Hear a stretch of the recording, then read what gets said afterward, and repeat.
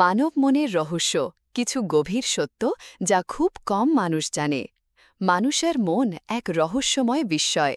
প্রতিদিন হাজারো চিন্তা, অনুভূতি আর অভিজ্ঞতা আমাদের মনে খেলা করে, কিন্তু এই মনেরই কিছু গোপন দিক রয়েছে যা খুব কম মানুষ জানে। আজ জানব এমন কিছু সত্য যা একবার জানলে ভাবিয়ে তুলবে আপনাকে। ১. আপনি নিজের মুখ কল্পনা করতে পারেন না।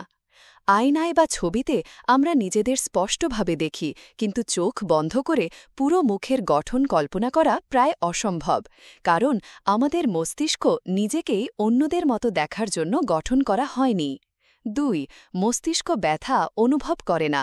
আমরা শরীরের বিভিন্ন অংশে ব্যথা অনুভব করি, কিন্তু মস্তিষ্কে কোনো ব্যথানাশক রিসেপ্টর নেই। এজন্য অপারেশনের সময় অচেতন না করেও ব্রেন সার্জারি করা সম্ভব। ৩. অতিরিক্ত চিন্তা মিথ্যা স্মৃতি তৈরি করে। একটি ঘটনা নিয়ে যদি আপনি বারবার চিন্তা করেন, তাহলে ধীরে ধীরে মস্তিষ্ক সেটার কিছু অংশ পরিবর্তন করে ফেলবে, ফলে আপনি যা মনে করছেন তার সব কিছুই বাস্তবে ঘটেনি। ৪. পাগলাটে আইডিয়া সৃজনশীলতার লক্ষণ।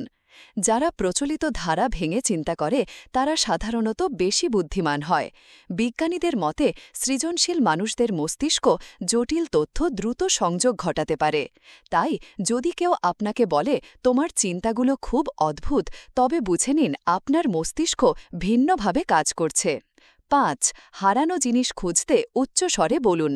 আপনি যদি কিছু হারিয়ে ফেলেন, তাহলে সেটার নাম জোরে জোরে বলুন। এতে মস্তিষ্ক শব্দের সঙ্গে ভিজুয়াল ইমেজ সংযোগ করতে পারে এবং দ্রুত মনে করিয়ে দিতে পারে। ৬. ঘুমানোর সময় মস্তিষ্ক নিজের সঙ্গে কথা বলে। যখন আপনি ঘুমিয়ে যান, তখন মস্তিষ্ক সারাদিনের অভিজ্ঞতাগুলো সংরক্ষণ করে এবং নিজের মধ্যেই বিশ্লেষণ করে। ৪. এজন্যই গভীর ঘুমের পর অনেক সমস্যার সমাধান হঠাৎ মাথায় আসে। ৫. একাকিত্ব শারীরিক ব্যথার মতো অনুভূত হয়। একাকিত্ব বা বিচ্ছিন্নতা অনুভব করলে মস্তিষ্ক একই প্রতিক্রিয়া দেখায়, যেমনটা শারীরিক ব্যথার সময় হয়।